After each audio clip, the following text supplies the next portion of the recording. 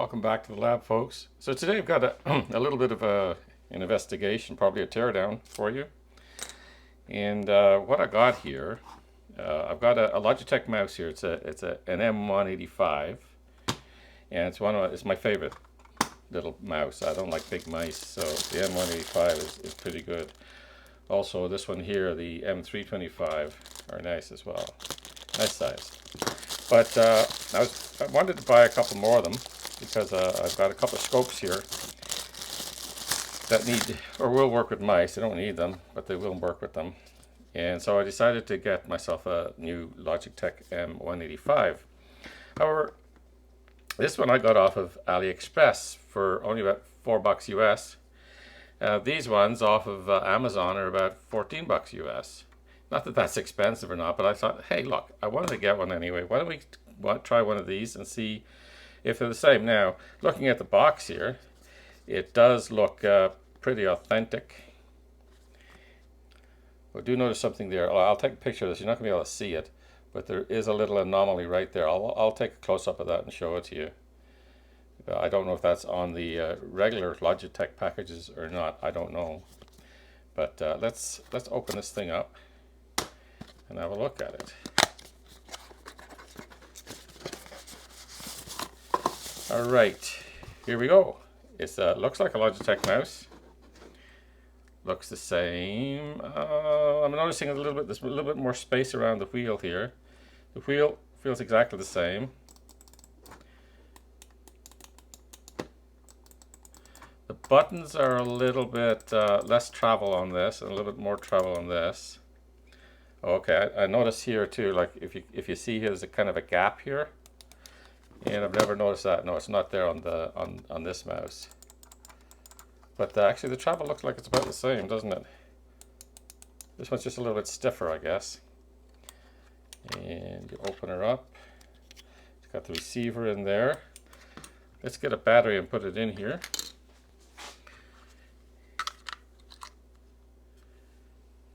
The cover back on it. And turn it on. Okay. Did that flash red there? It did. Well, that's unusual because this one here doesn't flash. Well, it does, but it's infrared. So that's a little bit different.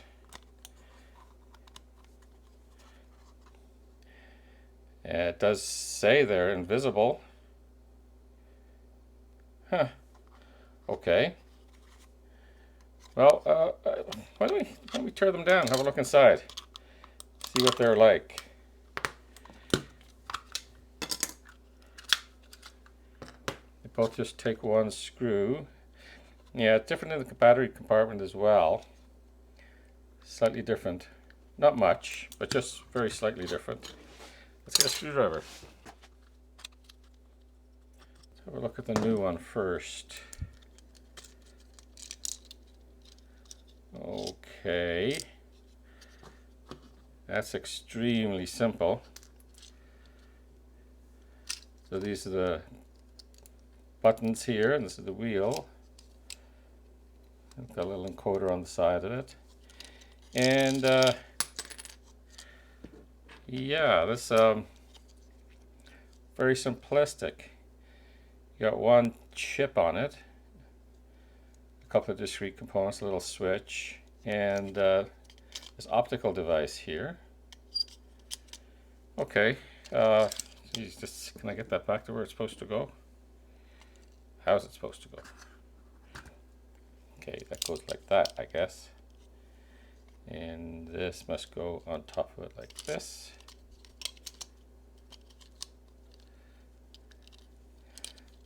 Okay, let's have a look inside this one.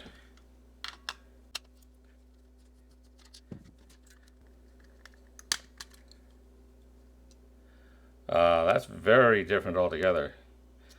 So the wheel stays up here, and it uses an optical encoder rather than a mechanical encoder.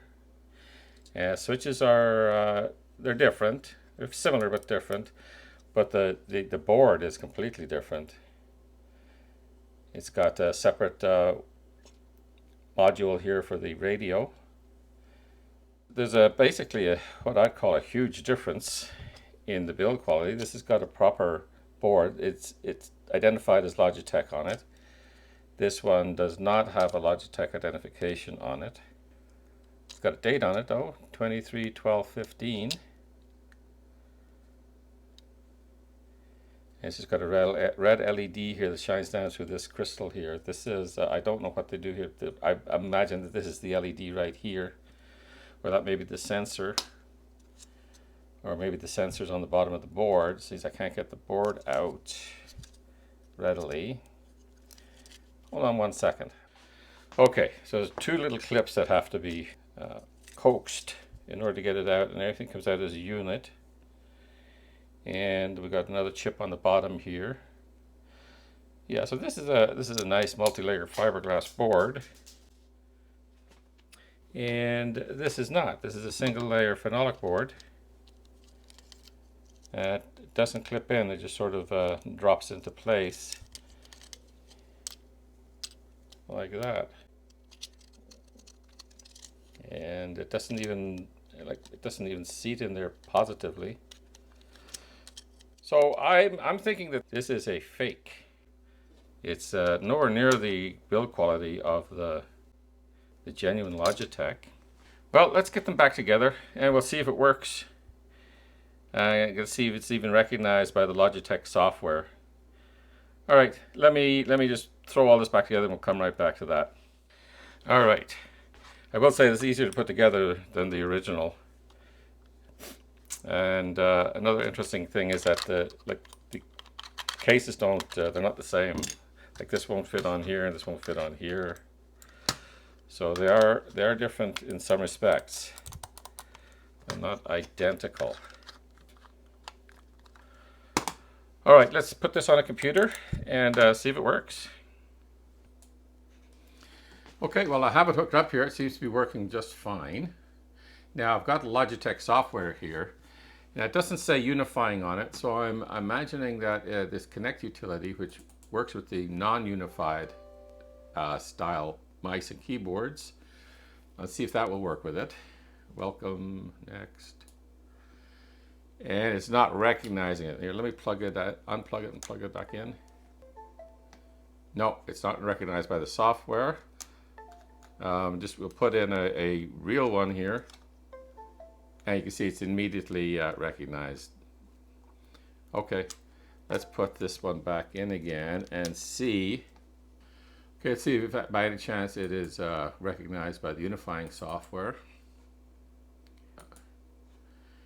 And next. And no, it's not recognized as a unifying receiver either. So although it does work, I mean, it seems to work just fine and works almost exactly the same as a Logitech mouse. Feels like a Logitech mouse. It's apparently not a Logitech mouse. Now, I don't know, that's just my feeling on it. I don't know that for sure, because they have been dumbing down the M185 for quite a while. This is one of the first M185s I got, and you can see that it's a full unifying mouse, and it's a lot heavier. It's a lot heavier than this one here, which is a non-unifying mouse. And I'm not sure, maybe this is the next step down in their evolution. That, look at the sticker's not even on there straight. So my feeling is that this is a knockoff, but there is a possibility that Logitech are just making a cheaper mouse, because they have been going from this to this to this. I think these were about 45 bucks back in the day. These are about $20 now, unless you want one with color. For some reason, if you want that blue, it goes up $10. Don't ask me why. And this one's only 4 bucks. So there it is. What do you guys think? Do you think this is just a well done knockoff, or is it a dumbed down Logitech mouse made down to the cheapest possible price? Like I say, it feels great and it works great. What can I tell you? So anyway, I will let you know in the future if any of these fail within a year.